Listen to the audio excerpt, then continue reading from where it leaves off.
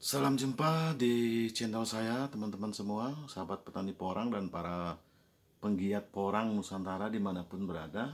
Pada pagi hari ini saya ingin memberikan sebuah informasi tentang sebuah peluang usaha besar yang masih banyak belum disadari oleh rekan-rekan kita semua atau para petani. Usaha ini adalah usaha budidaya tanaman umbi-umbian yang sedang ramai diperbincangkan oleh masyarakat kita, sedang tren, sedang viral baik di media sosial maupun di media mainstream. Kisah ini berawal dari kisah sukses seorang mantan pemulung yang menjadi miliarder melalui budidaya porang, dan akhir-akhir ini beliau itu mengekspor komoditas porang ini dalam bentuk chip ke luar negeri, ya, khususnya ke Cina. Dan ternyata bisnis ini sangat menjanjikan dan serius, teman-teman. Ini sebuah bisnis yang sangat serius. Tetapi masih banyak petani kita yang masih belum percaya dengan bisnis ini dan masih meragukan apakah mereka ini trauma dengan kejadian-kejadian di masa lalu, di mana banyak sekali komoditas-komoditas di masa lalu informasinya atau promosinya begitu masif dan sangat menjanjikan.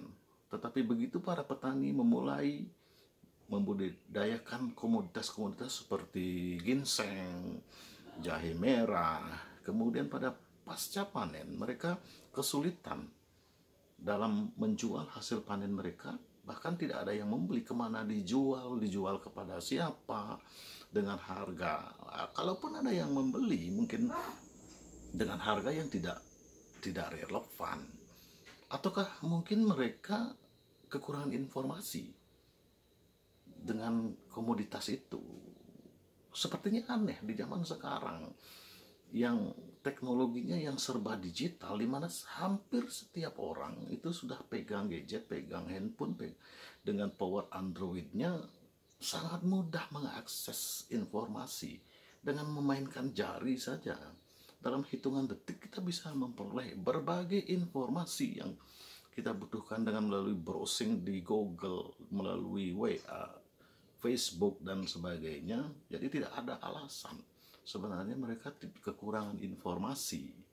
Nah, ada orang mengatakan bahwa sekarang ini adalah era revolusi industri 5.0, di mana semua informasi itu sudah tersambung ke server, ke sebuah server, kemudian diakses ke seluruh dunia bagi siapa saja yang pegang Android, power Android, dengan sangat mudah mengakses informasi itu.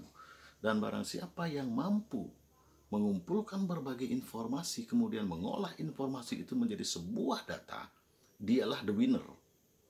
Yakinlah itu, dialah the winner. Di zaman sekarang ini sudah tidak ada lagi yang besar mengalahkan yang kecil. Dan kecil itu belum tentu kalah melawan yang besar, sepanjang yang kecil itu cepat mengakses informasi, kemudian mampu mengolah informasi itu menjadi sebuah data. Yakinlah dia sebagai the winner. Nah, kembali kepada bisnis porang. Melalui sebuah laman resmi Kementerian Pertanian, saya mendapatkan informasi bahwa dari tahun ke tahun permintaan akan chip porang dari luar negeri, baik itu dari Jepang, Cina, Korea, Taiwan, itu terus meningkat. Bahkan sekarang sudah merambah ke benua Eropa, Australia, bahkan Amerika sekarang sudah melirik komoditas porang ini sebagai alternatif bahan makanan. Ini model bahan makanan baru, mereka juga menjadikan ini sebagai alternatif. Nah, sekarang akses untuk ekspor itu mungkin bukan ranahnya petani sampai sejauh itu. Mungkin ini adalah ranahnya para investor, pemegang modal, pemilik modal.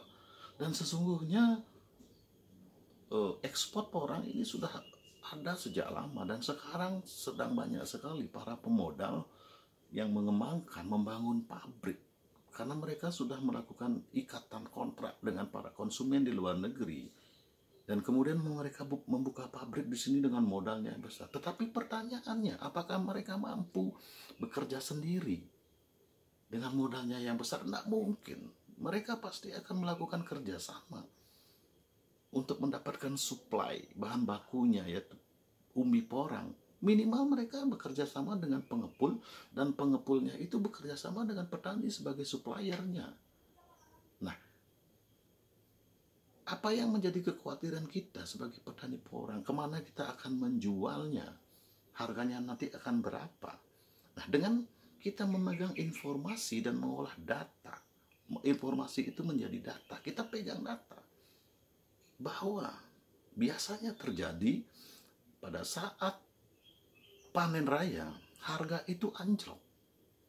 Kemudian dengan alasan pabrik overproduksi, artinya terlalu banyak komoditas yang masuk, itu hanya alasan mereka untuk menurunkan harga. Nah, sekarang kita punya data bahwa mereka itu juga punya deadline, punya batas waktu untuk ekspor memenuhi permintaan konsumen. Kita pegang itu. Mereka tidak mungkin akan mengulur waktu kalau kita tidak menjual porangnya. Dan satu hal yang khusus terhadap karakteristik porang, porang itu berbeda dengan komoditas-komoditas lain, di mana komoditas-komoditas lain pada saat panen raya harganya anjlok. Yang menentukan harga pembeli, bukan penjual. Nah, kemudian kalau komoditas seperti misalnya manggis, durian, pisang, pepaya, dan lain-lain, kalau tidak dijual pada saat itu, dalam hitungan hari dia akan busuk, rugi, terpaksa dijual dengan harga yang tidak bersahabat begitu. Tapi berbeda dengan karakteristik porang. Nah, mengenai karakteristik porang, manfaat porang mungkin akan saya bahas di kesempatan lain. Dan porang itu punya karakteristik sendiri, artinya porang itu mempunyai nilai bargaining sendiri, punya harga diri. Kalau tidak dijual pada saat harga anjlok, porang itu sendiri akan tambah mahal, karena akan tumbuh lagi di musim berikutnya, akan tambah besar. Kecuali kita petani sangat membutuhkan pada saat itu dijual karena terpaksa.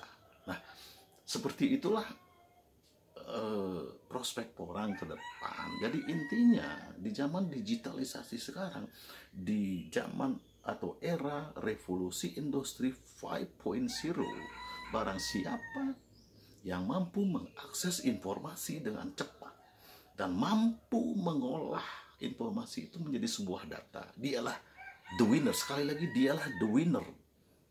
Jadi untuk kedepannya, para sahabat saya petani porang tidak usah ragu, sedikit pun tidak boleh ragu untuk mengembangkan, membudidayakan porang ini, karena prospek kedepannya sangat bagus. Kita punya nilai bargaining.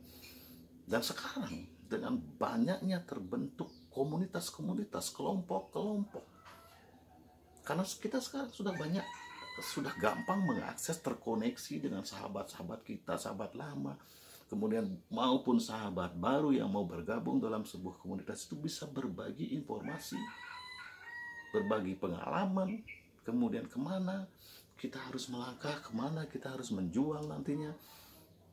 Nah, itu yang bisa saya sampaikan pada kesempatan ini. Mudah-mudahan ini bermanfaat bagi teman-teman semua. Nah, untuk saya lebih semangat, nanti saya akan membuat konten-konten video berikutnya. Saya mohon kepada teman-teman untuk mensubscribe channel ini, share dan like. Jangan lupa tekan loncengnya untuk mendapatkan notifikasi, dan bertemu pada video-video yang selanjutnya.